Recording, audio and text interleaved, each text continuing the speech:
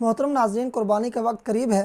بہت سارے لوگ قربانی کے لیے جانور خریدنے کی کوشش میں ہوں گے اور بہت سارے خرید چکے ہوں گے۔ جس طرح ہم ہر حلال جانور کی قربانی نہیں کر سکتے، اسی طرح ہم قربانی کرنے والے جانوروں میں سے کسی بھی قسم کے جانور کی قربانی نہیں کر سکتے، بلکہ ان جانوروں کا کچھ عیبوں سے، کمیوں سے اور نقصوں سے پاک ہونا بھی ضروری ہے۔ آج ہم اسی طرح کی کچھ کمیاں جاننے کی کوشش کریں گے کہ جن کے ساتھ قربانی ہو سکتی ہے اور جن کے ساتھ قربانی نہیں ہو سکتی۔ پہلے نمبر پہ ہم یہ جانیں گے کہ اگر کسی جانور کے پیدائشی طور پر سینگ نہ ہوں تو کیا اس کی قربانی ہو جائے گی؟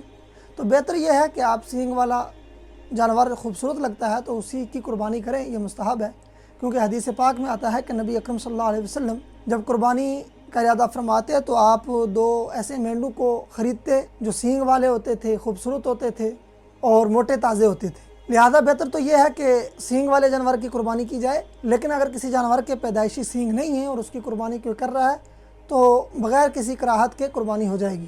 البتہ اگر کسی جانور کے سینگ ٹوٹ گئے ہوں تو اگر سینگ جڑ سے نہیں نکلے ہیں تو تب بھی جانور کی قربانی ہو جائے گی۔ ہاں، اگر جڑ سے نکلے ہیں اور زخم نہیں بھرا ہے تو قربانی نہیں ہوگی، اور اگر زخم بھر گیا ہے تو پھر بھی قربانی ہو جائے گی۔